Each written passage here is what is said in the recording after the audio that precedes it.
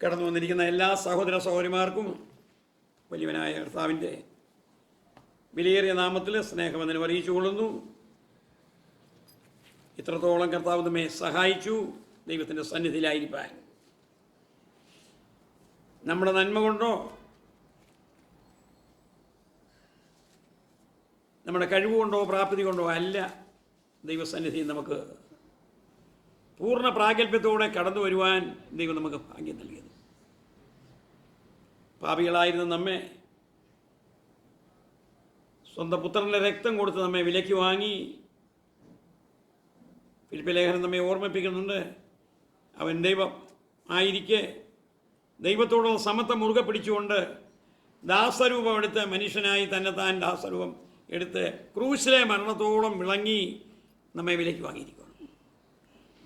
നമ്മുടെ ജീവിതത്തിൽ കർത്താവ് ചെയ്യുന്ന സകല നന്മകൾക്കും അനുഗ്രഹങ്ങൾക്കും നന്ദിയുള്ളവരായിട്ട് ദൈവത്തെ സ്നേഹിച്ച് സേവിച്ച് ജീവിപ്പാൻ ദൈവം നമുക്ക് ഭാഗ്യം നൽകിയിരിക്കുവാണ്. കാലാവസ്ഥയുടെ കെടുതികളിൽ നമുക്കറിയാം, അനേക പ്രിയപ്പെട്ടവർ വിവിധ തരത്തിലുള്ളതായ സാഹചര്യങ്ങളാൽ, ജലപ്രളയത്താൽ, ബുദ്ധിമുട്ടുകളാൽ, അപകടങ്ങളാൽ, വിവിധ പ്രായത്തിലുള്ളതായ ആൾക്കാർ, യുവജനങ്ങൾ യാത്ര പോകുന്നതായ സമയത്ത് വഴിതെറ്റി ജലാശയത്തിൽ പോയി വീണ് മരിച്ചില്ല എങ്കിലും അവരും അപകടത്തിൽ നിന്ന് രക്ഷപ്പെട്ടു. ടൂറ് പോകുന്നതായ ആൾക്കാർ പലരും മരിച്ചു. അനേക കുഞ്ഞുങ്ങൾ മരിച്ചു. വിവിധ സംഭവഗതികൾ ഈ പോയ 2 ആഴ്ചക്കാലത്ത് മഴയുടെ ഭീകരത ഓർക്കുമ്പോൾ ഭയാനകമായ വേനൽക്കാലമായിരുന്നു. അതിന് ശേഷം ഈ മഴക്കാലം വന്ന് ഇങ്ങനെയൊക്കെ ഒരു അവസ്ഥയിലേക്ക് മാറി. ദൈവത്തിൻ്റെ പ്രത്യേക പരിപാലനവും കാവലും തൻ്റെ മക്കളാണ് നമ്മളോടുകൂടെ. വാർദ്ധക്യത്തിലായിരുന്നു നമ്മുടെ പിതാക്കന്മാർ പലരും മരിച്ചുപോയി. നമുക്കറിയാം, വിവിധ പ്രായത്തിലുള്ളതായ നമ്മുടെ ചാക്കോച്ചായനാണെങ്കിൽ വളരെ കാലം രോഗിയായിട്ട് കിടന്നു. കുരിശ്ശേരി പോയി പ്രവർത്തിക്കാൻ പറ്റാത്ത ഒരു സാഹചര്യം വരെ. അതേപോലെ അനേക സുവിശേഷകന്മാർ മരിച്ചുപോയതവസ്ഥ. കെ പി യോനാൻ്റെ മരണം തന്നെ ഞെട്ടിക്കുന്നതായ, ലോകത്തെ ഞെട്ടിക്കുന്ന ഒരു മരണമായിരുന്നു. അതേപോലെ പല തരത്തിലുള്ളതായ ആൾക്കാർ മരിക്കുന്ന സമയത്ത് ഈ ഭൂമിയിൽ നിന്നേക്കുമായിട്ട് വിട്ടുപോയി. അവരുടെ ഡെസ്റ്റിനി, അവരുടെ അവസാനം എവിടെയെന്ന് നമുക്കറിയാം. അവർ റോമാലേഖനം പറയുന്നു, ക്രിസ്തു യേശുവിലുള്ളവർക്ക് ശിക്ഷാവിധി ഇല്ലാത്ത ഒരു അനുഭവമാണ്.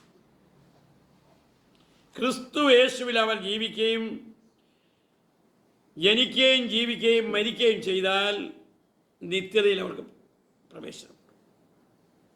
ഇന്ന് വായിച്ചതായി സങ്കീർത്തനകാരൻ സങ്കീർത്തനം 40-ാം അധ്യായത്തിൽ ഇപ്രകാരം പറയുന്നുണ്ട്, ഞാൻ യഹോവയ്ക്കായി കാത്തിരുന്നു, അവനെങ്കിലേക്ക് ചാഞ്ഞു എൻ്റെ നിലവിളികൾ. നാശകരമായ കുഴിയിൽ നിന്നും കുഴഞ്ഞ ചേറ്റിൽ നിന്നും അവനെന്നെ കയറ്റി. എൻ്റെ കാലുകളെ ഒരു പാറമേൽ നിർത്തി എൻ്റെ ഗമനത്തെ സ്ഥിരമാക്കി. അവൻ എൻ്റെ വായിൽ പുതിയ ഒരു പാട്ട് തന്നു. നമ്മുടെ ദൈവത്തിൻ്റെ സ്തുതി തന്നെ. പലരും അത് കണ്ട് ഭയപ്പെട്ട യഹോവയിൽ ആശ്രയിക്കും, യഹോവയെ തൻ്റെ ആശ്രയമാക്കിക്കൊള്ളുകയും ചെയ്യും. സങ്കീർത്തനക്കാരൻ നമ്മെ ഓർമ്മിപ്പിക്കുന്നത്, നാശകരമായ കുഴിയിൽ നിന്നും കുഴഞ്ഞ ചേറ്റിൽ നിന്ന് അവൻ നമ്മെ കയറ്റി. നമ്മുടെ അവസ്ഥയെ സംബന്ധിച്ച് നമ്മൾ പലപ്പോഴും ചിന്തിക്കാറില്ല. എഫേസ്യ ലേഖനം 2-ാം അധ്യായത്തിൽ നിങ്ങൾ അതിക്രമങ്ങളാലും പാപങ്ങളാലും മരിച്ചവരായിരുന്നു, അവൻ നിങ്ങളെ ഉയർപ്പിച്ചു. നമ്മുടെ പാപത്തിൻ്റെ കഠോരത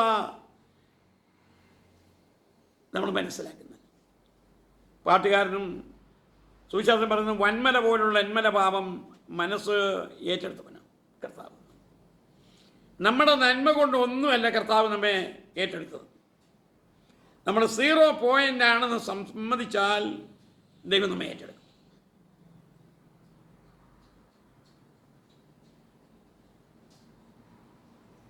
പണ്ട് ഒരു ഉദാഹരണം ഞാൻ കേട്ടിട്ടുണ്ട്. ഒരു നമ്പൂതിരിയും ഒരു ഹരിജനും, 2 പേരും ഒരേ നാട്ടുകാരെ. അവർ തോണിയിൽ കയറി പുഴയ്ക്കക്കരെ യാത്ര ചെയ്യുന്ന സമയത്ത്, ഇതേപോലെ വലിയ വെള്ളപ്പൊക്കമുള്ള സമയത്ത് കലങ്ങി മറിഞ്ഞ വെള്ളത്തിൽ രണ്ടുപേരും യാത്ര ചെയ്യുന്ന സമയത്ത് വെള്ളം കുടിച്ചുകൊണ്ടേയിരിക്കുകയാണ്. വെള്ളം കുടിച്ച് മുങ്ങിക്കൊണ്ടേയിരിക്കുന്നത്. ആ സമയത്തും ആ നമ്പൂരി മറ്റേ താഴ്ന്ന ജാതിയിൽപ്പെട്ടവൻ വെള്ളം കുടിച്ച് മുങ്ങിക്കൊണ്ടിരിക്കുമ്പോൾ അവൻ്റെ അടുത്തു നിന്നാണ് ഈ വെള്ളം ഈ നമ്പൂരിയുടെ അടുത്തേക്ക് വരുന്നത്. നമ്പൂരി ഉടനെ കൈകൊണ്ട് വെള്ളം തട്ടി മാറ്റിയിട്ട് അന്നേരവും നല്ല വെള്ളം കുടിക്കുന്ന ഒരു ചിന്ത. ആ ഉന്നത മനോഭാവം മരിക്കുന്ന സമയത്തും കാണിക്കുന്ന വ്യക്തികളാണ് ജീവിതത്തിൽ. ഇവിടെ പറയുന്നു, കുഴഞ്ഞ ചേറ്റിൽ നിന്ന് നമ്മെ കയറ്റി. നമുക്കറിയാം, ഇപ്പം പാടത്ത് പണി തുടങ്ങുന്നതായ ഒരു കാലയളവാണ്. നാശകരമായ കുഴിയിൽ നിന്നും കുഴഞ്ഞ ചേറ്റിൽ അവൻ എന്നെ കയറ്റി, എൻ്റെ കാലുകളെ ഒരു പാറമേൽ. ദൈവം ഉറപ്പുള്ള ക്രിസ്തുവാകുന്ന പാറമേൽ നമ്മെ നിർത്തിയിരിക്കുവാണ്. നീ പത്രോസാകുന്നു, ഈ പാറമേൽ ഞാൻ എൻ്റെ സഭയെ പണിയും, പാതാള ഗോപുരങ്ങൾ അതിനെ ജയിക്കുകയില്ല, സ്വർഗരാജ്യത്തിൻ്റെ താക്കോൽ നിന്റെ കയ്യിൽ. കർത്താവാകുന്ന പാറമേൽ ദൈവം നമ്മെ വിളിച്ച് വേർതിരിച്ച് മാറ്റി വെച്ചിരിക്കുക. ദാവീദ് വളരെ കാലങ്ങൾക്ക് മുമ്പ് ദൈവത്തിൻ്റെ പരിശുദ്ധാത്മാവിനാൽ പ്രേരിതനായിട്ട് കാണുകയാണ് തൻ്റെ അവസ്ഥ. 51-ാം സങ്കീർത്തനത്തിലും ദാവീദ് തൻ്റെ അവസ്ഥയെ സംബന്ധിച്ച് പറയുന്നുണ്ട്. ഈ 40-ാം സങ്കീർത്തനത്തിൽ വരുമ്പോഴും പറയുന്നു, കുഴഞ്ഞ ചേറ്റിൽ കയറി കിടക്കണം. അവയിൽ നിന്ന് ദൈവം നമ്മെ പിടിച്ച് കയറ്റി സ്നേഹസ്വരൂപനായ കർത്താവിൻ്റെ രാജ്യത്തെ നമ്മെ ആക്കി വെച്ചിരിക്കുക. നാം ചിന്തിക്കുക, നമ്മളൊന്നും ദൈവരാജ്യത്തിന് ദൈവസന്നിധിയിൽ കടന്നു വരുവാൻ അർഹത ഉള്ളവരായിരുന്നില്ല. യേശു ദൈവപുത്രൻ നമ്മൾ ഏറ്റുപറഞ്ഞു, യേശുവിനെ രക്ഷകനായിട്ട് നാം അംഗീകരിച്ചു, പാപത്തിൻ്റെ മോചനത്തിന് വേണ്ടി നാം സ്നാനപ്പെട്ടു, യേശു രക്ഷിതാവാണ്, യേശു ദൈവമാണെന്ന് ഏറ്റുപറഞ്ഞ് റോമാലേഖനത്തിൽ 10-ാം അധ്യായത്തിൽ പറയുന്ന പോലെ ഏറ്റുപറഞ്ഞ് അവനോടുകൂടെ നാം ചേർന്നിരിക്കുക. അവൻ്റെ മക്കൾ കുഴഞ്ഞ ചേറ്റിൽ കിടന്നവരാണ്. യാതൊരു ഗതിയുമില്ലാത്ത കിടന്ന അവസ്ഥയാണ്. നമ്മൾ പലപ്പോഴും ചിന്തിക്കും, ഇപ്പോഴത്തെ രാഷ്ട്രീയ പ്രശ്നങ്ങൾ നമുക്കറിയാം. ടി വി തുറന്നാൽ ആ രാഷ്ട്രീയമാണ്. ഒന്നുമില്ലാത്ത അവസ്ഥയിൽ നിന്ന് ഹയർ ലെവലിലെത്തിയവരാണ്. പ്രതിപക്ഷം വിളിച്ച് മോഡിയോട് ചോദിക്കുന്നത്, ചായക്കട നടത്തിയവനല്ലേ, അതിൽ നിന്നല്ലേ നീ ഇങ്ങനെ കയറിയത്? ഓരോരുത്തരെയും തരം താഴ്ന്ന അവസ്ഥയിൽ നിന്ന് കയറ്റിവിടുക. ദൈവം നമ്മെ വിളിച്ച് വേർതിരിച്ചത് കർത്താവിന് വേണ്ടി വിശ്വസ്തമാണ് ജീവിപ്പാൻ തക്കവണ്ണമാണ്. നമുക്ക് എത്രമാത്രം ദൈവത്തിന് വേണ്ടി ജീവിപ്പാൻ സാധിക്കും? ഇവിടെ പറയുന്നു, കുഴഞ്ഞ ചേറ്റിൽ നിന്നെ കയറ്റി, നാശകരമായ കുഴിയിൽ നിന്നും കുഴഞ്ഞ ചേറ്റിൽ നിന്നും. നമുക്ക് യാതൊരു ഹോപ്പും ഉണ്ടായിരുന്നില്ല, യാതൊരു പ്രത്യാശയും ഉണ്ടായിരുന്നില്ല, യാതൊരു ചിന്തയും ഉണ്ടായിരുന്നില്ല. ദൈവസന്നിധിയിൽ നാം ദൈവം നമ്മെ വിളിച്ചു. സ്നേഹസ്വരൂപനായ പുത്രൻ്റെ രാജ്യത്തിലേക്ക് തന്നെ സുവിശേഷം, നിർമ്മല സുവിശേഷം താൻ അവൻ വിളിച്ചു വേർതിരിക്കും. 1 കൊരിന്ത്യർ 15-ാം അധ്യായത്തിലെ ആദ്യത്തെ വാക്യങ്ങൾ പറയുന്നു, ആ യേശുവിനെ കുറിച്ചുള്ള സുവിശേഷം കേട്ടപ്പോൾ പാപിയെ പരിശുദ്ധനാക്കുന്ന വചനമാണ് കേൾക്കുന്നത്. നമ്മെ കുഴഞ്ഞ ചേറ്റിൽ നിന്ന് കയറ്റി, നാശകരമായ കുഴിയിൽ നിന്നും കുഴഞ്ഞ ചേറ്റിൽ നിന്ന് കയറ്റി തൻ്റെ കാലുകളെ ഒരു പാറമേൽ നിർത്തി. ക്രിസ്തു ആകുന്ന പാറമേൽ നമ്മൾ നിർത്തിയിരിക്കുക.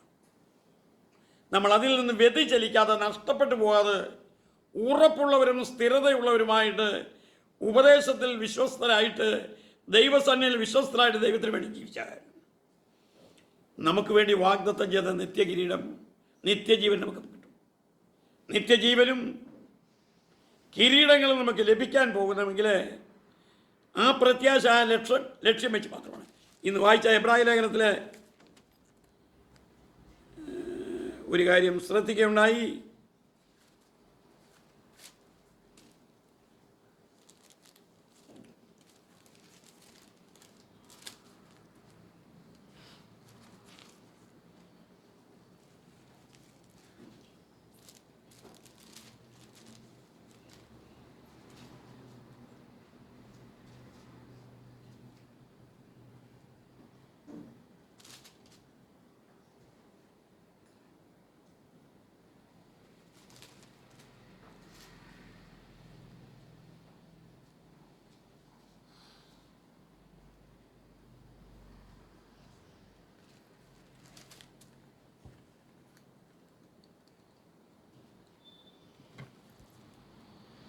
അതിന് താഴോട്ടുള്ള ഭാഗത്ത് 26-ാമത്തെ വാക്യമാണ്.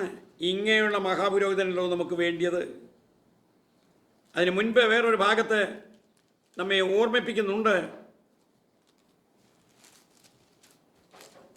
ആ വാക്യത്തിൽ ഇപ്രകാരമാണ് പറയുന്നത്. ശലോമോൻ രാജാവാകുന്ന മൽക്കിസദേക്കിനെ സംബന്ധിച്ച് പറഞ്ഞതിന് ശേഷം താഴോട്ട് പറയുവാണ്.